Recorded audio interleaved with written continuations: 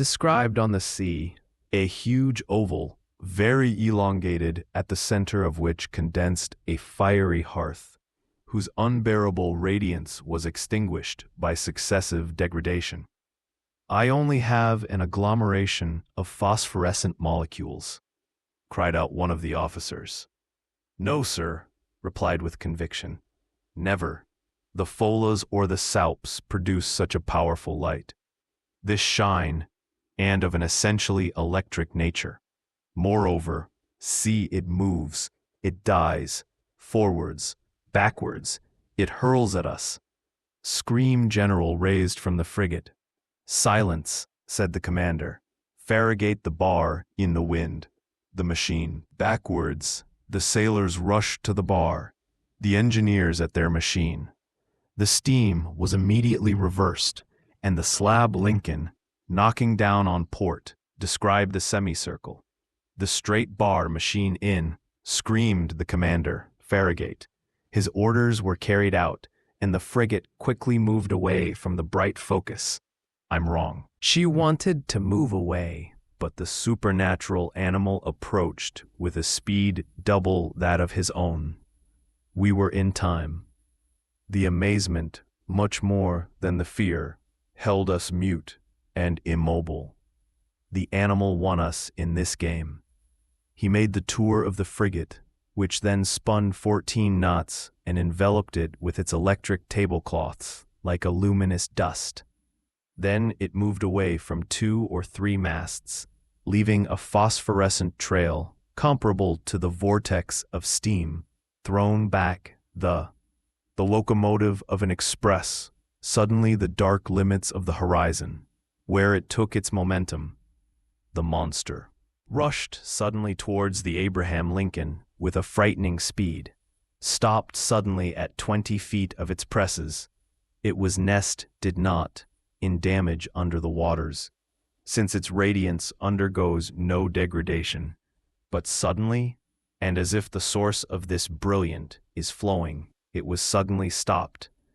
Then it went back to the other side of the ship, either that it turned it, or that slipped under its hull.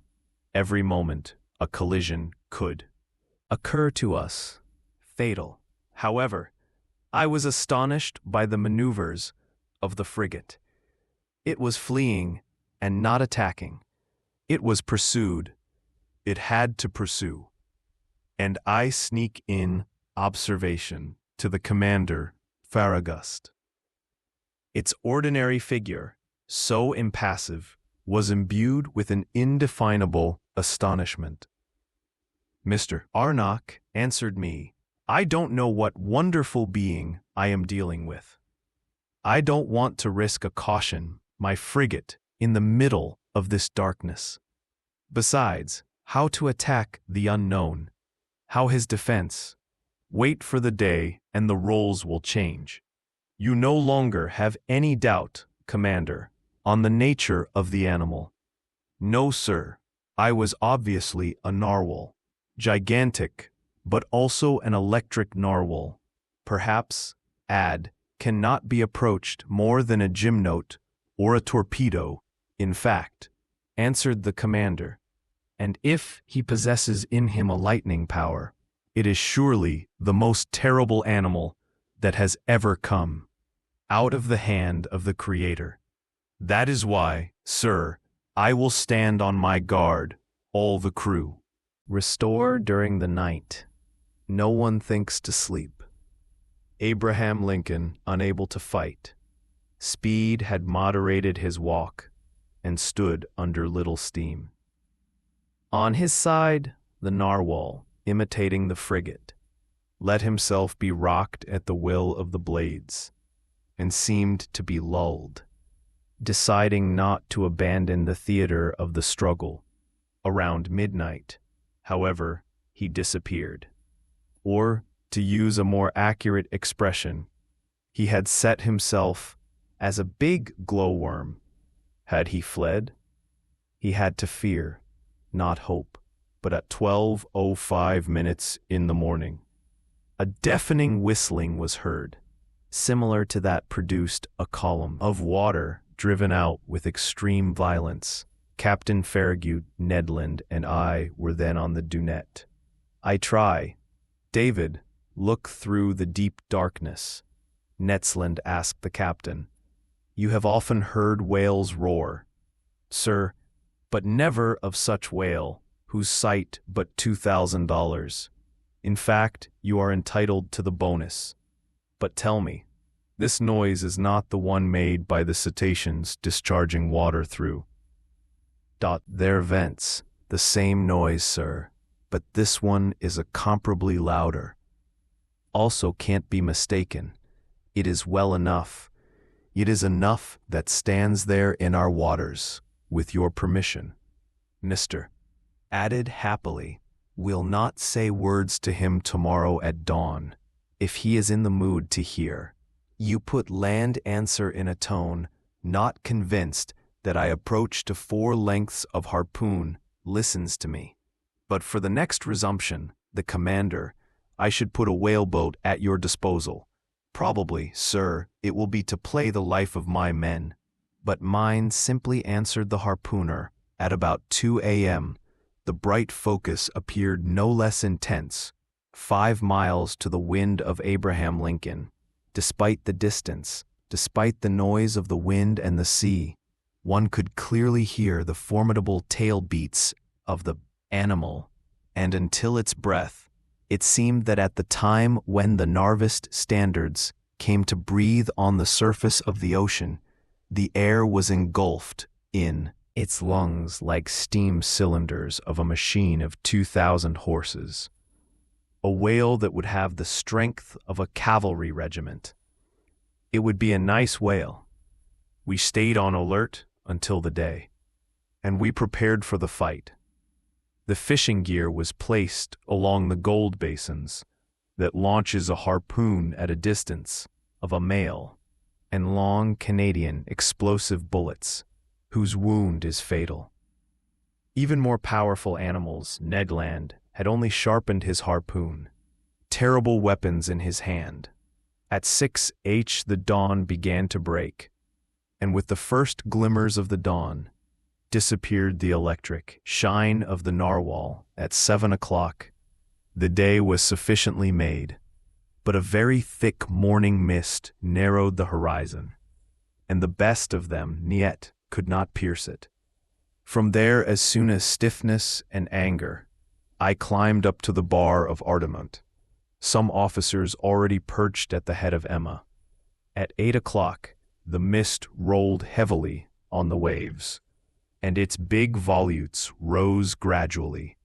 The horizon widened and purified itself at once, and suddenly, as the day before the voice of Ned Land was heard, the thing in question, by harbor behind the Crea, all eyes went to the point indicated, there, 1.5 miles from the frigate. A long black body emerged from a master above the waves. Its violently agitated tail produced a considerable turmoil. Never appears that slab built the sea with such power. A huge wake of a brilliant whiteness marked the passage of the animal and described an elongated curve. The frigate approached the cetacean. I examined it with complete freedom of mind. The reports of the Shannon and the Helvetia had a little exaggerated these dimensions, and I estimated its length to be 250 feet only. As to its size, I could not appreciate it, but in short, the animal seemed to me 3 dimensions. While I observed these phenomenal heads, 2 jets of water vapor ran from its vents and rose to a height of 40 meters, which fixed me on its breathing mode. Jean definitively concluded that it belonged to the branch of vertebrates, class of mammals, subclass of monodelphians, group of pisciforms, order of cetaceans, family. Here I could not yet pronounce the order of cetaceans includes 3 families. The whales, dolphins, and it's in the latter that the narwhals are placed. Each of these families is divided into several genera. Each genus in species. Each species in variety. Species, genus, and family still missed me. But I did not doubt to complete my classification with the help of heaven and commander. Farragut, the crew waited patiently for the orders of its leader. This one, after carefully observing the animal, called the engineer. The engineer ran. "Sir," said the commander, "you have pressure." "Yes, sir," answered the engineer. "Well, force your lights and at all speed. 3 hurrah, welcome this order." The time of the struggle had sounded. A few moments, the 2 chimneys of the frigate emitted torrents of black smoke, and the bridge shuddered under the tremor of the boilers. The Abraham Lincoln, driven forward by his powerful propeller, went straight on the animal. He left it indifferently, approached half a notch. Then, disdainful of diving, he took a small leak and maintained his distance. This chase continued for about 3/4 of an hour, without the frigate gaining 2 on the cetacean. So it was obvious that a Vinci Market would never reach. The commander, Farragut, wringedly twisted the clumps of hairs that abounded under his chin. Ned Land asked the commander, "Do you still advise me to put my boats in the sea?" "No, sir," answered Ned Land, "because this beast there will only be caught if it will then force steam. If you can, sir, for me with your permission, here I will settle under the Beaupre subbeard. And if we get to harpoon length, I harpoon go," Ned answered Commander Farragut. Engineer cried, "He make up the pressure." Ned Land went to his station. They were more actively pushed the lilies of Na, 43 revolutions per minute, and the steam through the valves. The thrown lock found that the Abraham Lincoln walked at the rate of 18 miles 5/10 an hour. But the cursed animal also netted with a speed of 18 miles 5/10 for another hour. The frigate maintained under this pace without winning a toise. It was humiliating for one of the fastest walkers of the American Navy. A source of anger ran among the crew. The sailors have a jurial, the monster who moreover disdained them. Answer Commander Farragut was no longer satisfied with twisting his beard and biting it. The engineer was called again. "You reached your maximum pressure?" asked him the commander. "Yes, sir," answered the engineer. "And your valves are loaded to 6 atmosphere and half charge them. Here is our American.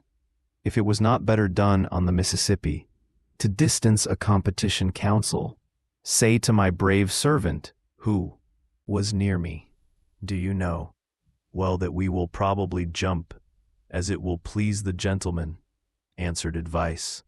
And well, I would like this chance." He did not dislike to risk. The soupapes. The fans sent torrents of air on the blazes.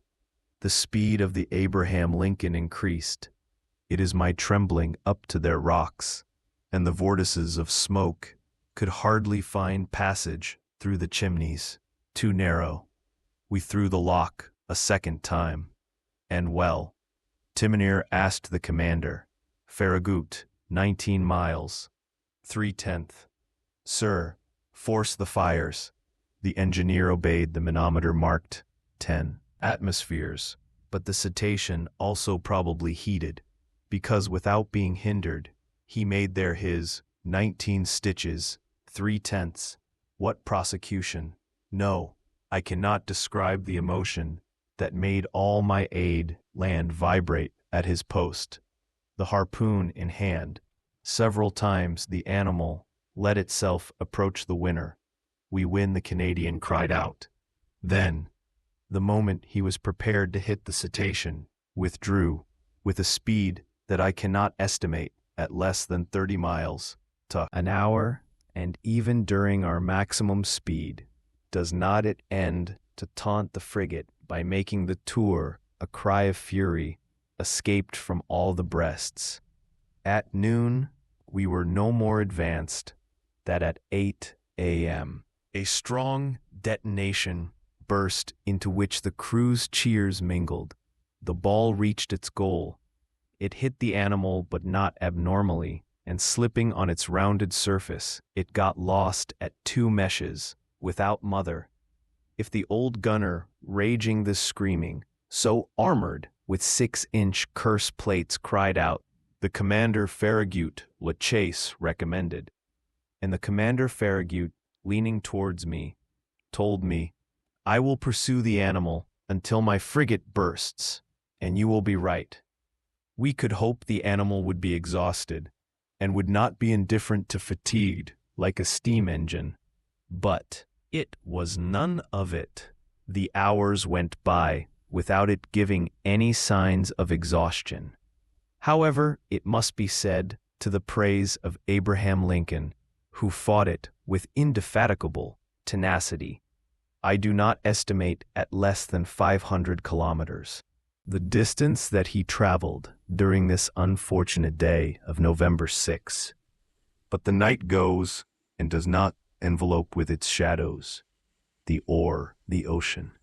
At the moment I believe that our expedition is determined, and that we would never see again the fantastic animal I deceived at 10:50 p.m. The electric clarity reappeared at 3 stitches, often from the frigate, as pure, as intense as during last night. The narwhal seems to be immobile, perhaps tired of his day. Slept he, letting himself go to the wave of blades. There was a chance in the Commander Farragut, determined to enjoy, he gives to his orders. The Abraham Lincoln was held under small steam, and advanced cautiously, not to awaken his opponent. It is not rare to meet in the ocean, the whales deeply asleep, that one then attacks successfully, and Ned Land had tarpoled more than one while sleeping the remainder. Canadian to resume her position in the baseballs of the bow prey. The frigate approached without noise, stopped 2 corners of the animal, and ran on its air. We no longer breathed on board. A deep silence reigned on the bridge. We were not 100 feet from the hearth, and dazzled our eyes at this moment. Leaning on the list of the former Gaillard, I saw beneath me Ned Land clinging with one hand to the martingale, of the other brandishing his terrible harpoon. Barely 20 feet separated him. The real estate animal, all of a sudden, his arm relaxed violently, and the harpoon was thrown. I heard the sound shock of the weapon, that seemed to have hit a body on the electric clarity, had not been sudden, and 2 huge waterspouts came down on the bridge of the frigate, running like a torrent from front to rear, overturning the men, breaking the drone seizures. A terrible shock occurred, and throwing over the list without having time to hold me, I rushed to the sea.